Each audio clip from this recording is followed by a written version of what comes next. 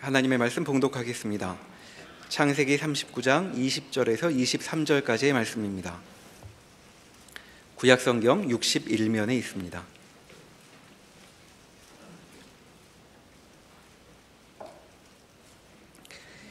이에 요셉의 주인이 그를 잡아 옥에 가두니 그 옥은 왕의 죄수를 가두는 곳이었더라. 요셉이 옥에 갇혔으나 여호와께서 요셉과 함께 하시고 그에게 인자를 더하사 간수장에게 은혜를 받게 하심에 간수장이 옥중 죄수를 다 요셉의 손에 맡김으로 그 재반 사물을 요셉이 처리하고 간수장은 그의 손에 맡긴 것을 무엇이든지 살펴보지 아니하였으니 이는 여호와께서 요셉과 함께 하심이라. 여호와께서 그를 범사에 형통하게 하셨더라. 아멘. 창세기 39장에서 다시 시작하고 있는 요셉의 생애를 살펴보고 있습니다. 오늘까지 3번에 걸쳐서 요셉과 관련된 말씀에서 반복하고 있는 것은 형통과 관련된 내용입니다. 성경은 하나님께서 요셉을 형통하게 하셨다라고 말씀하고 있고, 이 말씀은 창세기 39장 한 장에 4번이나 반복되어 나오고 있습니다. 이러한 사실은 요셉이 형통한 인생임을 소개하는 밑거름이 되고 있습니다. 성경은 무엇 때문에 끈질기게 요셉의 생애를 형통하다 말씀하는가? 그러나 우리가 지니고 있는 요셉의 생애를 결코 형통하다 볼 수 없는, 겉으로 드러나 보이는 그가 몸으로 겪고 있는 고난이나 고통들이 어떻게 말씀으로 풀어지고 있는가를 좀 보도록 하겠습니다. 요셉의 생애는 결코 형통한 생애 같아 보이지 않습니다. 그는 형들에 의해서 노예로 팔렸습니다. 형들의 질투와 시기가 이러한 비극적인 자리로 요셉을 이끌었는데, 만약에 형들의 그러한 일들이 없었다고 한다면 요셉은 아버지 야곱의 사랑을 듬뿍 받으면서 넉넉하고 부요한 삶을 계속 살았을 것입니다. 오히려 다른 사람들의 부러워할 만한 위치에 설 수도 있었고, 그 이후에 그의 생애가 어떻게 되어 가는지에 대한 것은 사실 우리가 잘 알 수 없습니다. 그러나 형들에 의해 노예로 팔리는 바람에 그는 한순간에 비극의 주인공처럼 나락으로 떨어지게 됩니다. 또 그는 억울한 모함과 오해를 받고 감옥에 갇히게 되었습니다. 이러한 이유들이 우리가 요셉의 생애를 형통하다라고 하는 성경 말씀에 대하여서 저항하고 있는 한 부분이기도 합니다. 이것은 우리가 지니고 있는 일반적인 형통에 대한 이해와 성경이 말씀하고 있는 형통에 대한 이 간극이 크기 때문에 그렇습니다. 보통 사람들이 이해하고 있는 형통, 또 이 형통을 이야기할 때 즉시 머리에 떠오르는 것이 만사형통하다라고 하는 것입니다. 만사형통이라고 하는 것은 말 그대로 모든 일들이 뜻대로 이루어지는 것이라고 하는 의미가 이 안에 담겨져 있습니다. 보통 사람들이 생각하는 만사형통이라고 하면 좋은 것들이 자기 생애에 채워지는 것이죠. 좋은 것만 있습니다. 그리고 나쁜 것은 없는 것이죠. 그래서 우리가 만사형통하다, 내 뜻대로 다 이루어진다라고 하면 복을 받고 성공하고 번영을 누리고 좋은 것들로 채워지고, 대신 고통이나 고난이나 어려움, 시련, 또 슬픔, 아픔, 눈물, 공포, 이런 것들은 다 없는 그러한 것들을 우리들이 포괄적으로 생각을 합니다. 그래서 형통과 이런 나쁜 쪽의 내용들, 고난이나 시련, 억울한 것, 또 오해받는 것, 아픈 것, 비명 지르는 것, 이런 것은 다 이렇게 멀리 떨어져 있어야만 형통하다라고 하는 이해를 가지고 있습니다. 그런 면에서 볼 때 절망의 자리인 감옥에 갇혀 있는 요셉을 형통하다고 하는 이 성경의 말씀에 대하여서 우리가 쉽게 동의할 수 없는 부분들이 있습니다. 요셉은 오히려 사람들로부터 불행한 인생이다라고 이야기를 듣는다면 오히려 그 편이 훨씬 설득력이 있어 보입니다. 그러나 성경은 끈질기게 요셉은 형통하다라고 이야기를 하고 있습니다. 그리고 그에 대한 답으로 하나님이 함께 하시기 때문에 그가 형통하다라고 하는 이야기도 반복을 하고 있습니다. 이러한 말씀에 대하여서 우리는 또 우리의 의아한 질문을 할 수 있습니다. 하나님이 함께 하신다면 그야말로 형통해서 복을 받아야 맞지 않습니까? 라고 하는 이야기를 우리가 할 수 있죠. 형들이 못돼 먹어서 동생을 노예로 팔아먹은 것은 어쩔 수 없는 일이라 하더라도 보디발 친위대장의 아내가 요셉을 유혹할 때에 요셉이 내가 하나님 앞에서 이 큰 악을 행할 수 없다라고 해서 그 죄의 자리를 박차고 나왔습니다. 얼마나 잘한 일입니까? 얼마나 그가 하나님을 두려워하고 있고 그 하나님의 말씀에 합당하여 순종하여 살려고 애쓰고자 하는 모습들을 우리가 충분히 그 모습 속에서 볼 수 있습니다. 하나님의 상을 주실 만합니다. 그래서 그가 상을 받는다면 모든 오해가 풀어짐으로 인하여서 감옥에 가지 않아야 하고 또 그러한 노예의 신분에서 벗어나 자유로운 신분이 된다든지 또 이방 나라에 팔려왔는데 자기 고향으로 금이 환영하는 이러한 모습들이 하나님이 그에게 상으로 복으로 부어줌으로 인하여서 형통한 생애가 되었다라고 하는 식으로 흘러가야 우리는 요셉이 형통하다라고 하는 생각을 가지게 될 것입니다. 그러나 요셉은 모함을 계속 받습니다. 오해를 받습니다. 그리고 여전히 그는 가혹하고 혹독한 자리인 감옥에 갇혀 있습니다. 그래서 우리는 끈질기게 형통하지 않다라고 얘기하는데 성경은 우리가 겉으로 드러나는 것에 우리의 시선을 빼앗길 것이 아니라 하나님이 이 현실을 어느 쪽으로 바라보게 하시고 이해해야 하는지를 우리에게 가르쳐주고 있습니다. 디모데후서 1장 6절에서 12절까지의 말씀을 보겠습니다. 신약 성경 343쪽 디모데후서 1장 6절에서 12절까지의 말씀 제가 읽겠습니다. 디모데후서 1장 6절부터입니다. 그러므로 내가 나의 안수함으로 내 속에 있는 하나님의 은사를 다시 부릴듯 하게 하기 위하여 너로 생각하게 하노니 하나님이 우리에게 주신 것은 두려워하는 마음이 아니요 오직 능력과 사랑과 절제하는 마음이니 그러므로 너는 내가 우리 주를 증언함과 또는 주를 위하여 갇힌 자된 나를 부끄러워하지 말고 오직 하나님의 능력을 따라 복음과 함께 고난을 받으라. 하나님이 우리를 구원하사 거룩하신 소명으로 부르심은 우리의 행위대로 하심이 아니요 오직 자기의 뜻과 영원 전부터 그리스도 예수 안에서 우리에게 주신 은혜대로 하심이라. 이제는 우리 구주 그리스도 예수의 나타나심으로 말미암아 나타났으니 그는 사망을 패하시고 복음으로써 생명과 썩지 아니할 것을 드러내신지라. 내가 이 복음을 위하여 선포자와 사도와 교사로 세우심을 입었노라. 이로 말미암아 내가 또 이 고난을 받되 부끄러워하지 아니함은 내가 믿는 자를 내가 알고 또한 내가 의탁한 것을 그날까지 그가 능히 지키실 줄을 확신함이라. 아멘. 디모데후서는 로마 감옥에 투옥된 사도 바울이 믿음의 아들 디모데에게 보낸 두 번째 편지입니다. 사도 바울이 여러 편의 서신서를 쓴 것 중에 이 디모데후서가 제일 마지막에 쓴 편지이기 때문에 우리는 자연스럽게 사도 바울의 복음 사역 말미에 해당되는구나를 알 수 있습니다. 사도 바울은 교회가 로마 제국으로부터 핍박을 받고 있고 그리고 교회 내부 안에서 일어나고 있는 수많은 갈등의 문제들 또 여기에 이 당시 득세하고 있는 이단의 위협으로부터 꽤 어려움을 겪고 있다는 것을 보게 됩니다. 그것이 그 시대의 세워진 그 교회의 현실입니다.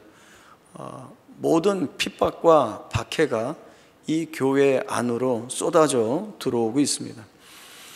이러한 때에 사도 바울이 디모데에게 주고 있는 이 격려의 말 여러 중에 디모데가 가장 큰 위로와 힘을 삼을 수 있는 말씀은 하나님이 우리에게 주신 것은 두려워하는 마음이 아니라 능력과 사랑과 절제하는 마음이다 라고 하는 이 말씀이 될 것입니다.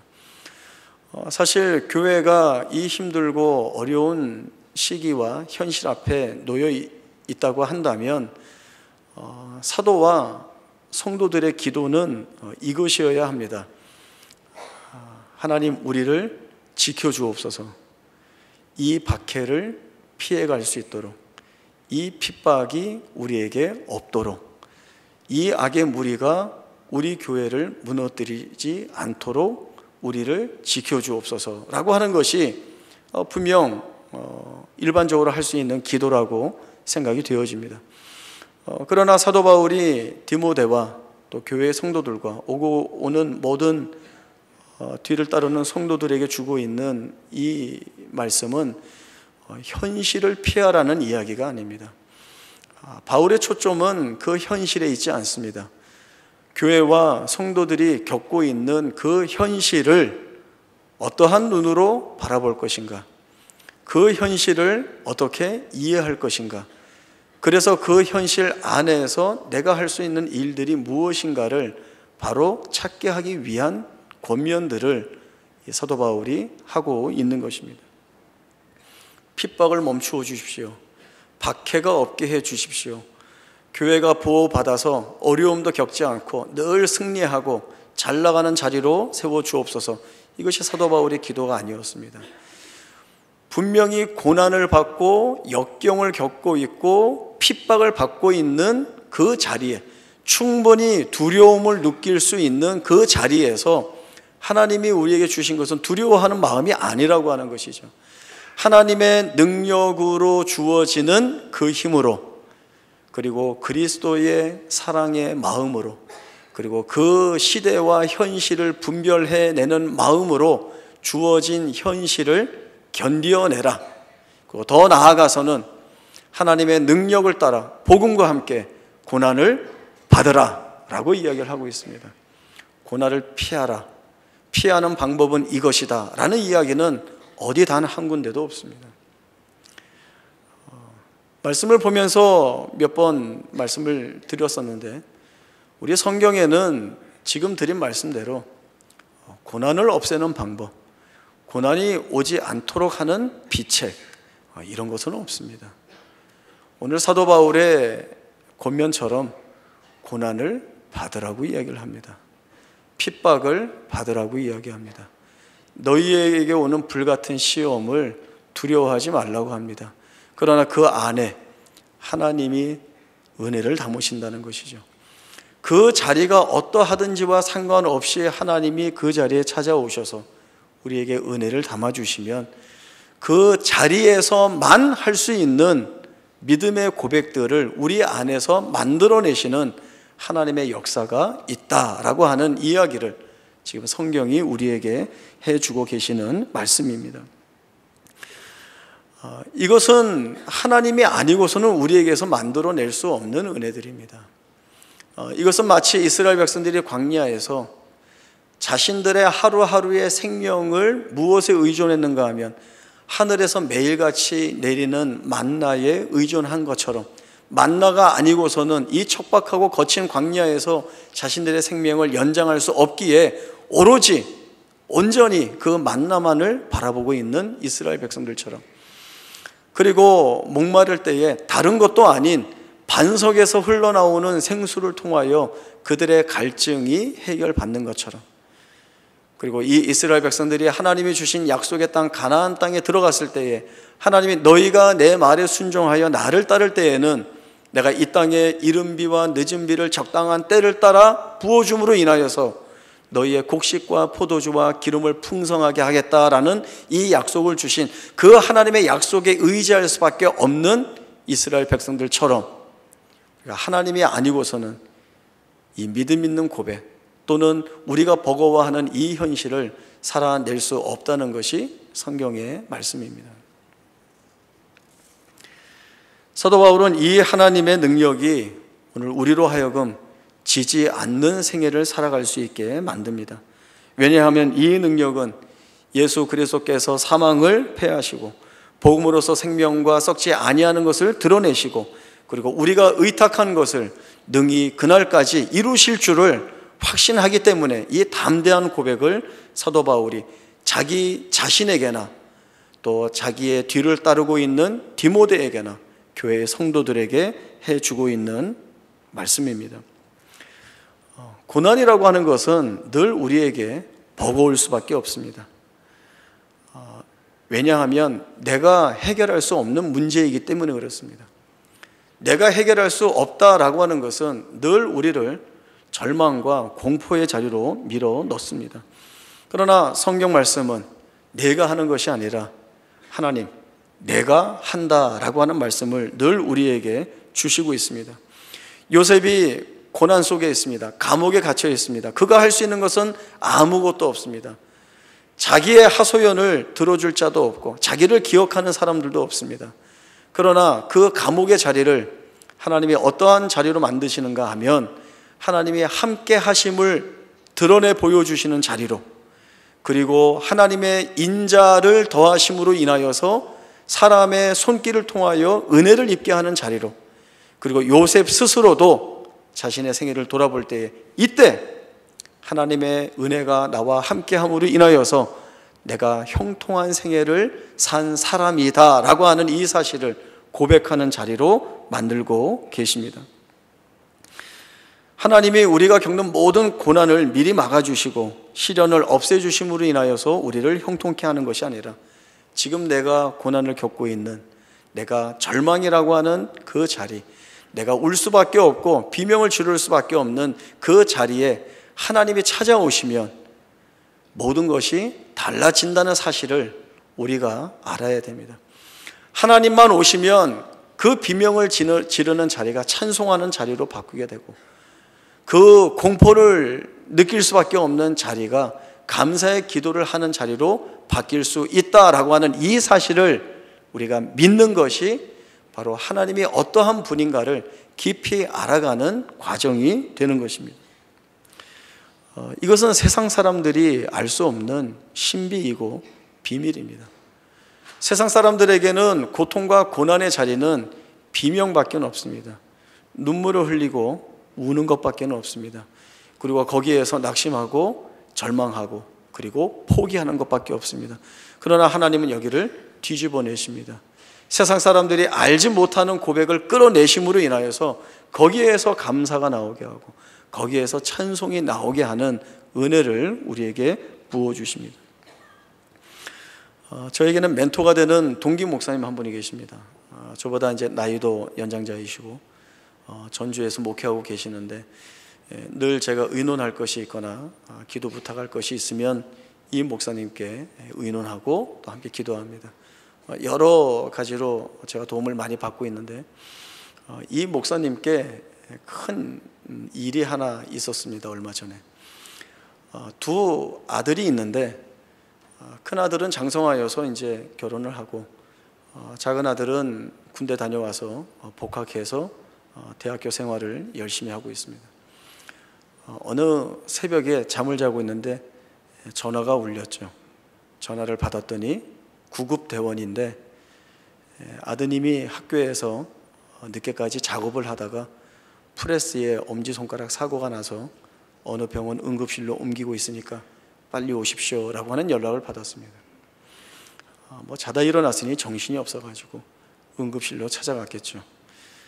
아이에게 쇼크가 와서 대단히 위급한 상황도 넘기게 되고 또 그 접합 수술도 해야 했고 또 수술을 마치고 나온 의사 선생님이 수술은 잘 되었지만 혹시 연결 부위가 살이 괴사하게 되면 2차 이식 수술을 해야 됩니다 라고 하는 소견도 듣습니다. 이 목사님이 이런 얘기를 하시더라고요. 지금까지 나는 두 아들을 키우면서 얘네가 아프거나 어디 다쳐서 병원 간 적이 한 번도 없었어. 애들은 원래 그렇게 크는 줄 알았어. 그냥 아프지 않고 다치지도 않고 건강하게 잘 크는 것이 당연한 걸로 알아서 이 아이들 잘 자라온 거에 대하여서 나는 한 번도 하나님께 감사하다고 기도한 적이 없었는데, 이번에 이 아이가 이렇게 다치고 또 아이가 힘들어하고 위급한 상황을 넘기고 또 부모로서 그것을 곁에서 보면서 안타까워하고 노심초사하고 때로는 두려운 마음도 생기고 하는 이 모든 과정들을 지나면서 생각할 때 하나님이 그동안 큰 은혜 가운데 우리 자녀들을 지켜주고 계셨구나라고 하는 것을 알게 되었다는 것입니다. 그래서 여전히 지금도 그 아이 때문에 마음이 아프고 염려하고 걱정되는 것은 다 있는데 그 안에서 하나님께 참 감사하다라고 하는 기도를 본인이 처음으로 올렸다라고 하는 그러한 고백을 했습니다. 요셉은 감옥 속에 갇혀 있으면서 자신의 억울한 처지를 쉴 새 없이 하나님께 아뢰었을 것입니다. 하나님, 여기는 제가 있을 자리가 아닙니다. 하나님 아시지 않습니까? 저는 오해를 받았습니다. 모함을 받았습니다. 그래서 저는 억울합니다. 여기에서 벗어나게 해 주십시오. 이거는 누가 추측하더라도 요셉의 저 깊은 심정에서 피를 토해내는 것 같이 되뇌어지는 기도일 것입니다. 그러나 이 요셉의 기도는 아주 오랫동안 응답이 되지 않고 있습니다. 우리가 이 같은 처지에 있을 때가 많다고 생각을 합니다. 하나님, 나는 이런 고난을 받을 이유가 없습니다. 내가 얼마나 하나님 앞에 신실한 모습으로 신앙생활하고 있는지 하나님이 아시지 않습니까? 그런데 왜 이런 일이 왔습니까? 이건 잘못된 일입니다. 하나님이 풀어주셔야 됩니다. 하나님 해 주십시오. 우리가 다 알고 있듯이 응답이 안 오죠. 풀어지지도 않고 오히려 더 어려운 일들이 자꾸 더해져 가는 것 같습니다. 절망이 다가오고 응답이 없는 것에 대한 원망이 우리 가운데 드러날 수밖에 없습니다. 그러나 이것은 응답이 되지 않는 것이 아니라 거기에서 하나님이 우리에게 보여주시고자 하시는 것이 있어서 기다리고 계시는 것입니다. 그 자리에서 우리로 하여금 보게 하시는 것, 그리고 깨닫게 하시는 것이 있게 하기 위하여서 우리로 하여금 그 현실을 민감하게 살필 수 있는 시간과 기회들을 주시고 계시는 것입니다. 요셉이 갇혀있는 감옥은 겉으로 볼 때에는 억울하게 갇혀있는 감옥입니다. 그 안에는 수많은 고생과 어려움들이 담겨져 있습니다. 그 안에는 소망을 가질 것도 희망이 될 만한 것도 없습니다. 그러나 성경 말씀을 통하여서 우리에게 설명되어지는 요셉이 갇혀있는 감옥은 하나님이 함께 하시는 자리이기도 하고 하나님의 인자하심을 더하는 자리이기도 하고 하나님의 은혜가 입혀지고 인자가 더해짐으로 인하여서 다른 손길을 통하여 은혜를 입히는 자리이기도 하고, 그리고 요셉으로 하여금 내가 하나님의 큰 구도 안에서 쓰임받고 있는 인생이었다, 그래서 내가 형통한 인생이라고 고백할 수 있다를 확인시켜 주시는 자리가 되는 것입니다. 우리가 생각할 때에 이렇게 되면 안 되는데 라고 하는 일들이 있죠. 이렇게 되면 결론은 망할 수밖에 없어, 실패할 수밖에 없어, 끝일 수밖에 없어 라고 이야기하는 그 상황을 하나님은 충분히 은혜를 고백하는 자리로 삼으실 수 있는 분이십니다. 하나님은 창조주이시고 만물의 주인이시고 만유의 주이시고 이 세상에 드러나는 모든 일들이 이 하나님의 작정과 섭리 가운데 있기 때문에 그렇습니다. 평생을 바다에서 어부로 살아온 한 분이 한 이야기를 들었습니다.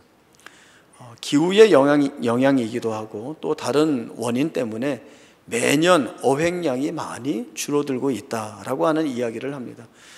그러한 이야기들은 대단히 부담이 되고 어려운 이야기이죠. 바다에서 고기를 많이 잡아야 자기의 삶도 나아지고 할 텐데 잡을 수 있는 고기가 줄어든다는 것은 너무나도 힘들고 어려운 문제일 수밖에 없습니다.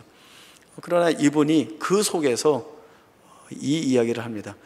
우리는 바다가 주어야 먹고 사는 사람들입니다.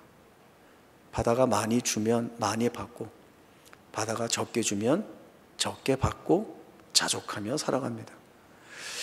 굉장히 고수의 고백입니다. 그리고 이 고백이 얼마나 많은 의미를 담고 있는가를 생각해 볼 수 있습니다.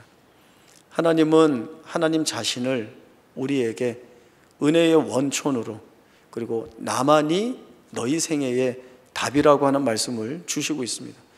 우리는 자꾸 다른 수단이나 방법을 간구하여서 내 문제를 해결하려고 하고, 또는 내 머릿속의 지혜나 어떤 뜻으로 회피하려고 하고 무마하려고 하는데, 하나님 그러지 말라는 것이죠. 너가 서 있는, 너가 아무것도 할 수 없는 그 자리에서 너가 나를 찾을 때에 내가 거기에서 해결하는 방법이 무엇인지 너가 보아야 된다는 것입니다. 그리고 그것을 봄으로 인하여서 이제 다시는 너가 다른 것을 은혜의 요인으로 삼지 않고 하나님만이 나의 은혜의 주가 되시고 하나님만이 나의 답이 되심으로 인하여서 여기를 넘어가게 하시는 힘이 된다라고 하는 이 사실을 고백해 하여서 지금 이 현실의 문제만이 아니라 자신의 전 생애가 하나님의 뜻과 목적 안에서 어떠한 존재로 부름받고 있는지를 보게 하시는 그 내용을 쫓아갈 수 있는 우리의 모습이 되어야 합니다. 시편 23편 1절에서 6절까지의 말씀 함께 보겠습니다. 우리가 잘 알고 있는 다윗의 시편입니다. 구약 성경 818쪽 시편 23편 1절부터 6절까지의 말씀 저희가 한 목소리로 함께 읽겠습니다. 시편 23편 1절부터 봅니다. 시작. 여호와는 나의 목자시니 내게 부족함이 없으리로다. 그가 나를 푸른 풀밭에 누이시며 쉴만한 물가로 인도하시는도다.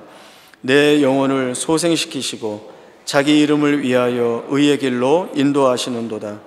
내가 사망의 음침한 골짜기로 다닐지라도 해를 두려워하지 않을 것은 주께서 나와 함께 하심이라.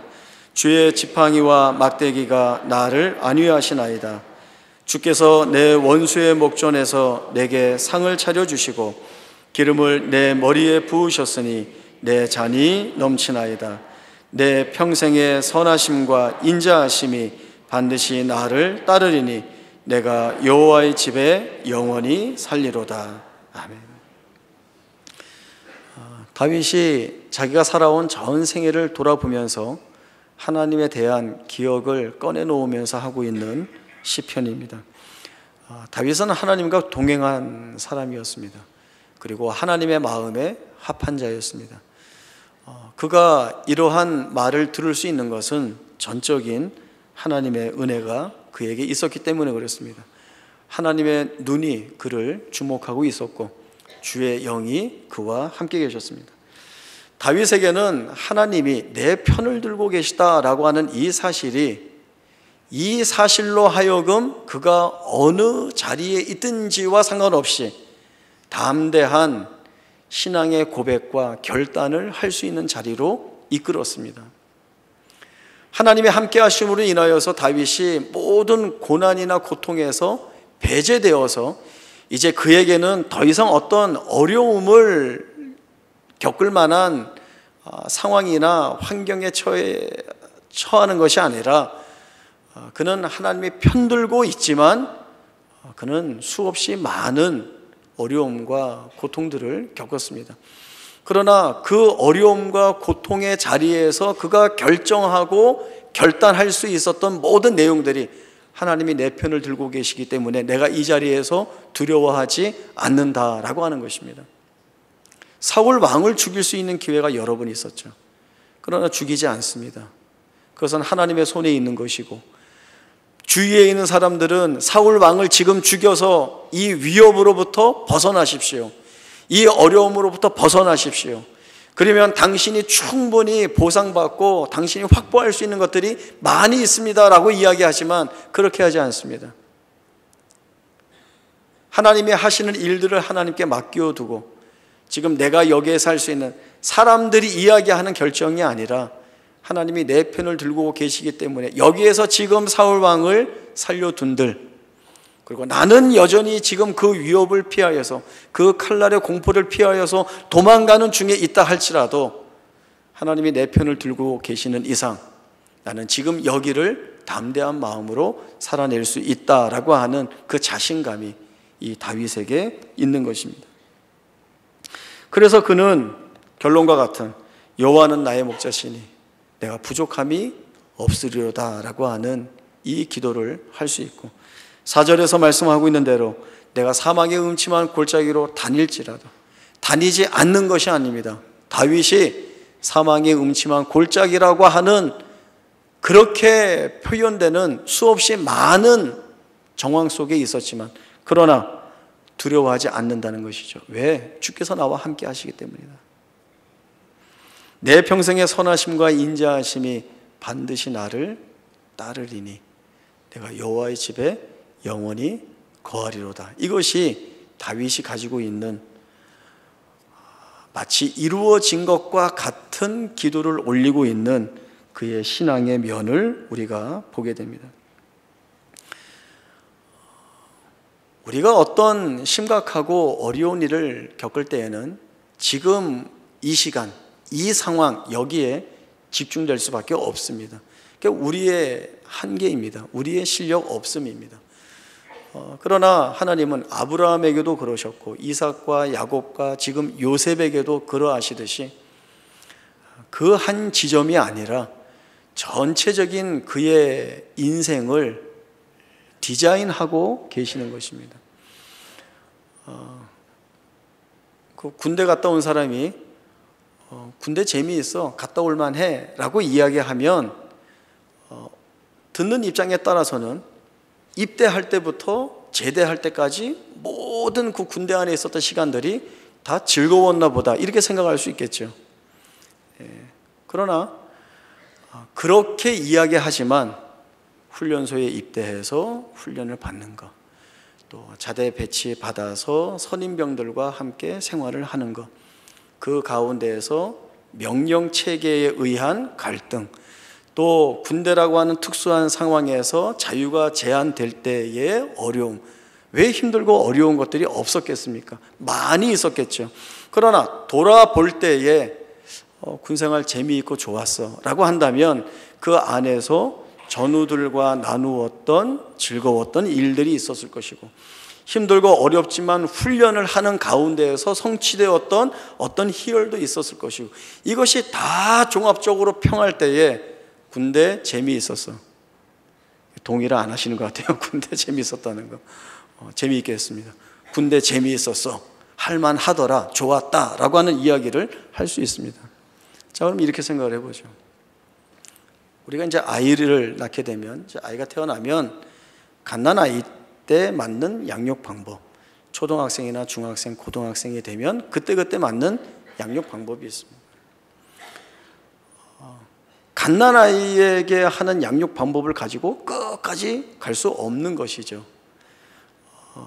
그리고 아이가 태어나면 부모로서는 어떤 생각을 하게 되는가 하면, 지금 아직 갓난아이인데 이 아이가 나중에 이렇게 자라면서 어떠한 아이로 자라나면 좋겠다, 이 아이가 어떤 꿈을 가지고 자라나면 좋겠다, 이 아이가 장성하여서 어떤 가치관을 가지고 자기 인생을 이러이러한 모양으로 살아갔으면 좋겠다라고 하는 그 계획과 구도들을 이 부모님들이 가지고 있죠. 요셉이 그렇게 쓰임받지 않았습니까? 감옥에 있어서 괴로운 시간들을 보고 어려움을 겪는 것 같지만 형들의 팔려온 것이 없어야 될 사건이었고 있어서는 안 되는 일이었고, 또 오해받는 것이 억울한 일들이었지만 이 모든 것들이 하나님의 섭리 안에서 이렇게 디자인될 때에 이 요셉이 형들 앞에 서서 고백했던 것, 당신들이 나를 팔았지만 당신들이 판 것으로 인하여서 여기에 온 것이 아니라, 내가 온 것이 아니라 하나님이 이 일들을 구상하고 계셨고 하나님의 당신들의 그 일과 손길들을 사용하셔서 하나님의 일을 하려고 이 일을 다 하신 것입니다 라는 고백을 합니다. 이 고백 안에는 요셉이 그 당시에 그 시간에 몰두하고 있었던 감옥에서의 고난의 순간까지도 이 하나님의 풍요한 일하심에 다 포함이 되어 있는 것이죠. 우리의 생애도 그렇습니다. 우리가 지금 맞닥뜨리고 있는 현실의 고난이나 고통들이 여기에서 우리가 묶여서 어떤 제한을 갖고 벗어나지 못하는 일들이 아니라 하나님이 이것들을 다듬고 깎아내시고 우리로 하여금 새롭게 보게 하여 주시는 은혜의 통로를 통하여서 우리를 어느 자리로 끌고 가시는가, 하나님의 마침내 목적하시는 그 마지막의 목적이 무엇인가를 우리가 충분히 말씀을 통하여서 예상해 볼 수 있습니다. 가장 복된 자리입니다. 가장 소망 있는 자리이고 하나님은 이 자리를 영광의 자리라고 말씀하시고 우리를 이리로 끌고 가시는 것입니다. 저는 하나님에 대한 표현 중에 여일하신 하나님이라는 것을 너무 좋아합니다. 정말 좋아합니다. 여일하시다라고 하는 것은 변함이 없으시다라고 하는 것입니다. 제가 가지고 있는 이 변함이 없으신 하나님이라고 하는 이 말로 제가 확보하고 있는 것은 이것입니다. 어려움들이 있죠. 살아가면서 겪게 되는 내가 어떻게 해결할 수 없는, 감당할 수 없는 일들이 있습니다. 그 앞에 서면 늘 힘들고 어려울 수밖에 없습니다. 그런데 이렇게 제가 살아온 과거를 이렇게 돌아보면 그때도 그러한 일들이 많이 있었는데 그때 하나님이 은혜를 주셔서 거기를 이렇게 넘어가게 하시는, 또 그 고난의 자리를 이렇게 믿음을 얘기할 수 있는 자리로 바꾸어 주셔서 이렇게 감사하며 넘어올 수 있게 해주신 일들이 있었다는 것을 보게 됩니다. 그러면 여일하신 하나님 아닙니까? 변함이 없으신 하나님 아닙니까? 과거에만 은혜 주시고 야 너는 여기까지야 라고 자르실까요? 그렇지 않으시죠. 그 과거에 은혜 주신 하나님이라면 그 은혜의 효력이 지금도 앞으로도 계속 하나님이 내 생애 가운데 부어주실 약속이라는 것을 제가 확보하고 있는 것입니다. 두렵지 않습니다. 어려움이 두렵지 않다고 하는데 또 다 두렵지 않은 건 아니에요. 두렵죠. 우리가 가지고 있는 한계가 있는데요.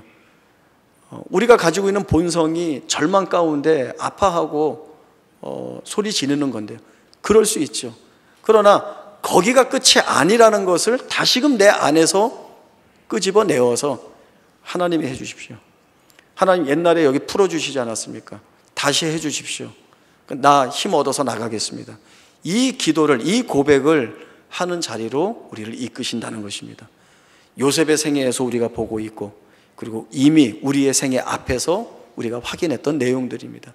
그러면 앞으로 하나님이 어떻게 이끌어 가실까라고 하는 것은 자명합니다. 하나님이 여전히 우리가 처해 있는 자리까지 찾아 내려와 주셔서 내가 너와 함께한다. 그래서 너는 형통하다라고 하는 이 이야기를 고집스럽게 우리에게 해 주실 것입니다. 하나님의 고집 꺾을 수 없습니다. 영원하신 하나님이시고 모든 것들을 충만한 지혜로 이끌어 가시는 우리의 주이십니다. 이 하나님이 오늘 우리를 어느 자리로 이끄는지, 그래서 무엇을 고백하게 하는지 민감하게 살펴보셔서 여기가 끝이 아니라 여기를 은혜로 뒤덮어 주셔서 내가 딛고 일어나 하나님이 오르셨습니다. 하나님이 은혜의 원천이십니다. 주이십니다.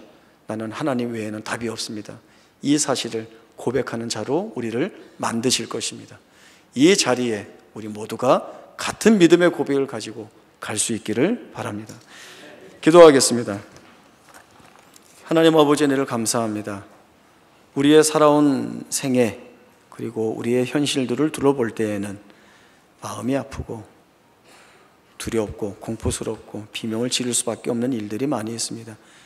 그래서 여기가 끝이구나라고 울었던 적이 얼마나 많이 있는지 모릅니다.